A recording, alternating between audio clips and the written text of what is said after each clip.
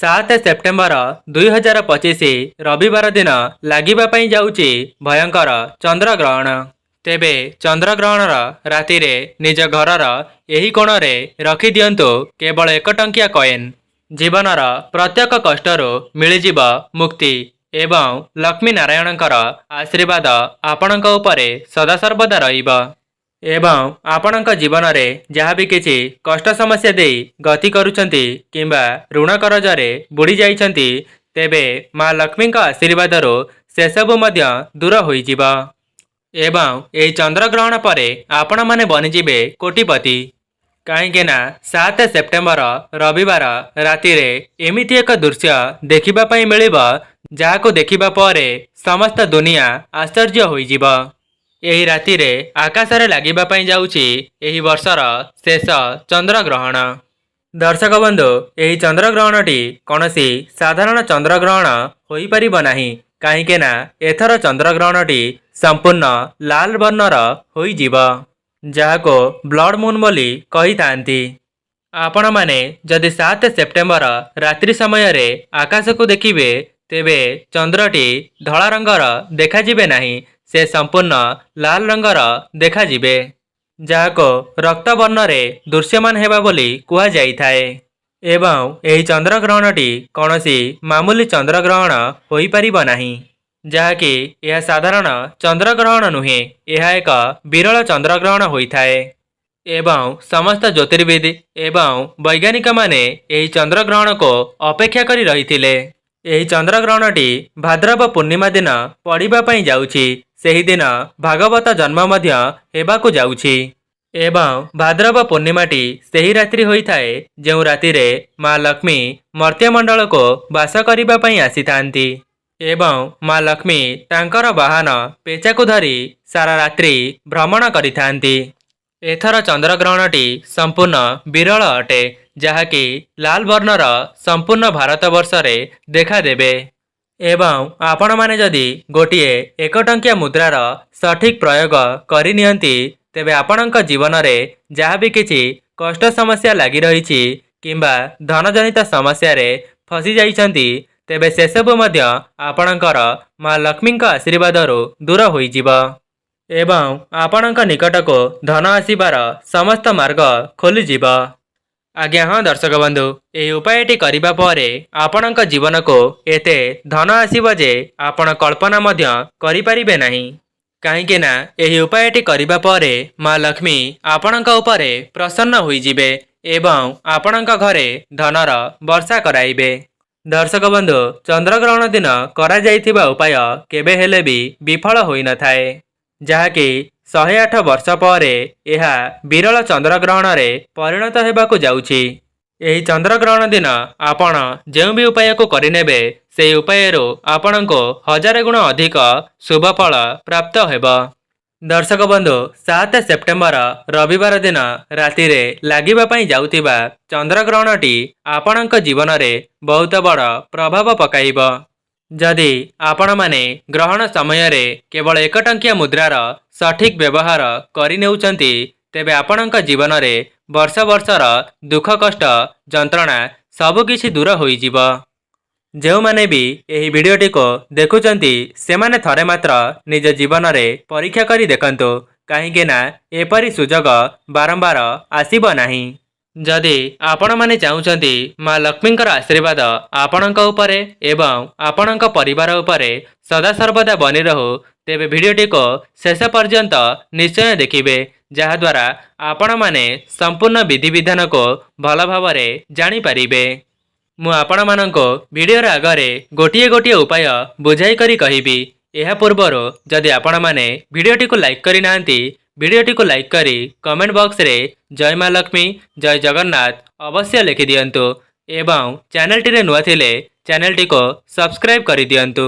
ଯଦି ଆପଣମାନେ ଚନ୍ଦ୍ରଗ୍ରହଣ ସମୟରେ କେବଳ 1 ଟଙ୍କିଆ ମୁଦ୍ରାର ସଠିକ୍ ଉପଯୋଗ କରିଦେଉଛନ୍ତି, ଯାହାକି ଆମ ଶାସ୍ତ୍ରରେ ମଧ୍ୟ ମାନ୍ୟତା ଅଛି, ତେବେ ଆପଣଙ୍କ ଜୀବନରେ ଯାହା ବି କିଛି କଷ୍ଟ ସମସ୍ୟା କିମ୍ବା ଧନଜନିତ ସମସ୍ୟା ଦେଖାଦେଉଛି ତେବେ ସେସବୁରୁ ଖୁବ୍ ଶୀଘ୍ର ମୁକ୍ତି ମିଳିଯିବ। ଆପଣ ନିଜେ ହିଁ ଦେଖିବେ ଆପଣଙ୍କ ଜୀବନରେ କେତେ ମାତ୍ରାରେ ଧନର ବର୍ଷା ହେଉଛି। दर्शक बंधु यही उपायटी को संपूर्ण विधि विधान करने सहित आपणक जीवन में धनर आगमन हेब। आपणकर बंद पड़िथिबा व्यापार पुनर्बार चलिबापई लागिब। आपणक निकट को धन आसिबार समस्त मार्ग खोलीजिब एवं आपणक टंका पैसारे मध्य वृद्धि हेब। दर्शक बंधु विशेषकर यही उपायटी करने द्वारा जो माने ऋण करजरे एवं आर्थिक समस्या गति करुछंती तेबे सेमानंको तुरंत ही मुक्ति मिलिजिब। दर्शक बंधु यही चंद्रग्रहण में अनेक प्रकारर शुभयोग घटिबापई जाउछि एवं यही शुभयोग मानकरे जदि आपण माने किछिटा विशेष उपाय को पालन करिनेबे तेबे आपणक जीवन रे ही उन्नति हेब। जेबे ग्रहण लगी थाए ग्रहणर सेनापति मंगल सूर्य शनि एवं राहु एमाने सामना सामनी होइथांती। वास्तुशास्त्र अनुसार यही समय रे जो भी उपायटी को पालन करा जाए से उपायटीर चमत्कारी शुभफल संगे संगे ही मिल जाई थाए। सेथिपाई अनेक गुड़िए तांत्रिक एवं साधक माने यही दिनटी को बहु वर्षर अपेक्षा करी रही थांती।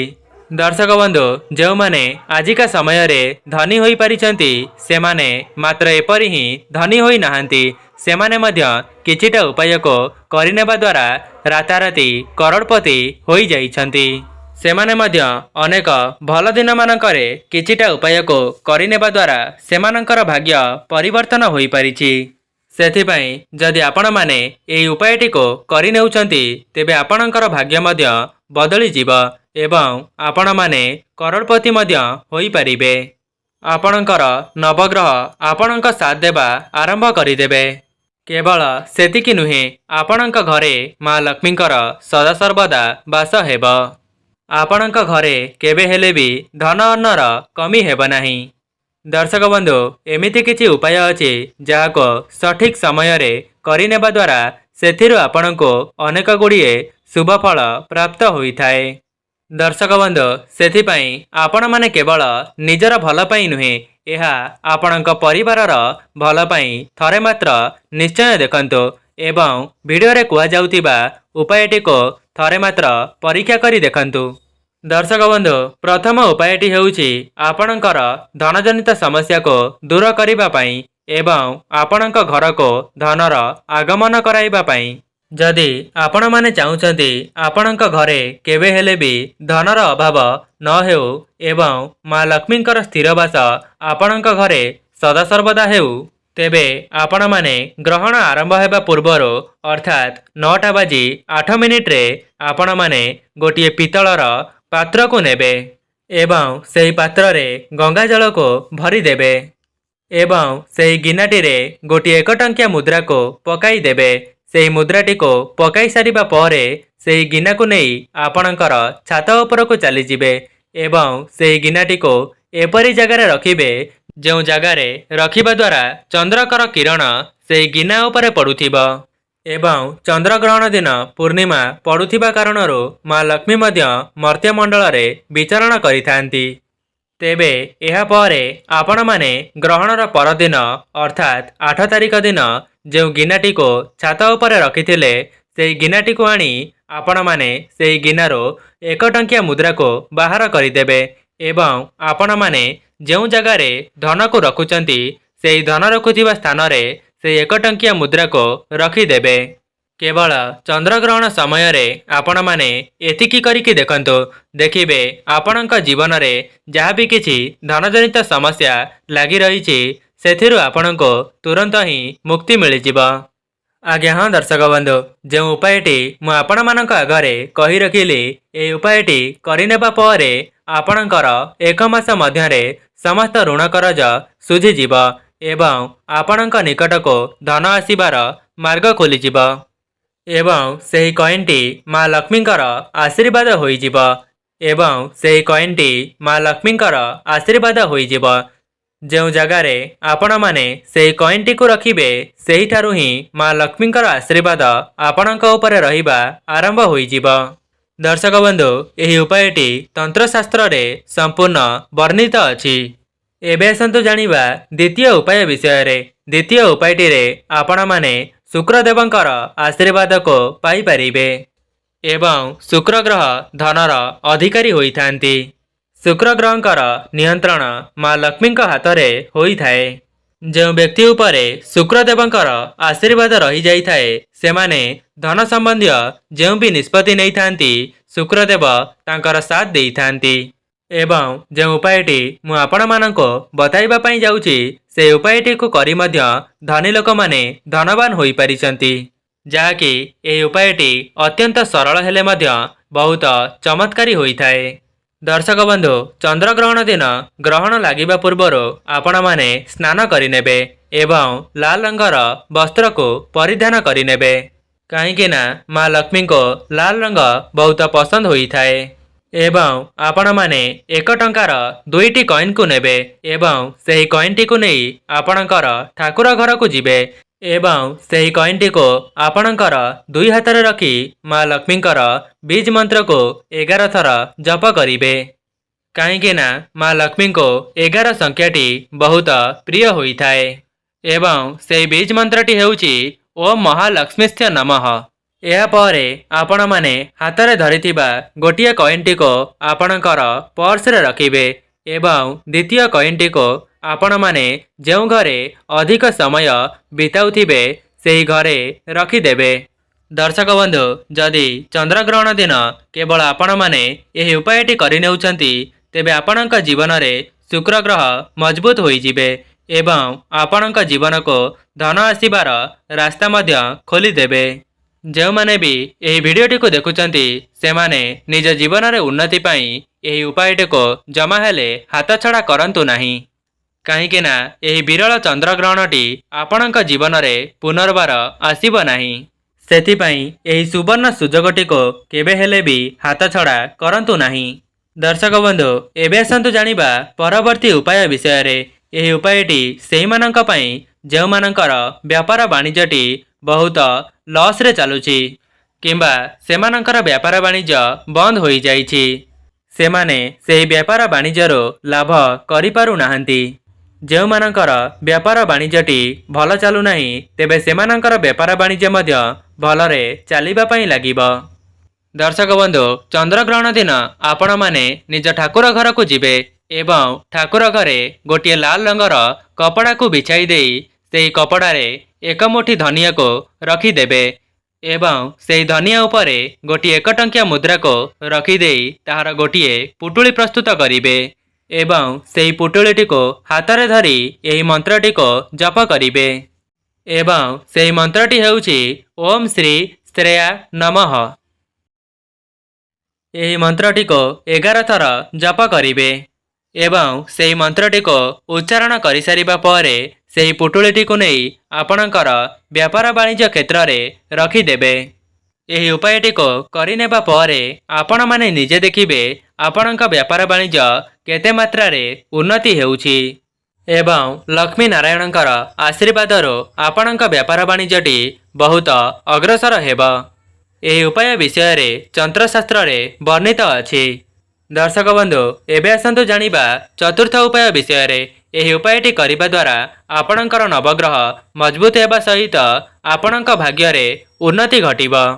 दर्शक बंधु चंद्रग्रहणर सूतक समय रे आपण माने गोटिए धला रंगर कपड़ा को आनिबे एवं गोटिए ताला चाबी को ता उपरे रखिबे एवं ता सहित गोटिए 1 टंकिया कॉइन को मध्य सेही कपड़ा उपरे रखिबे एवं एहाको चंद्रग्रहण आरंभ हेबा पूर्वरो आपणक छात उपरे नहीं रखिदेबे एवं आपण माने सेही जगार एही कपड़ाटी को रखिबे जो जगार चंद्रंकर किरण पड़ुथिबा एवं ग्रहण परदिन आपण माने सेही ताला चाबी एवं 1 टंकिया कॉइन को आपणक घर पाखरे थिबा कोनोसी मंदिरर पूजकंकु देइदेबे।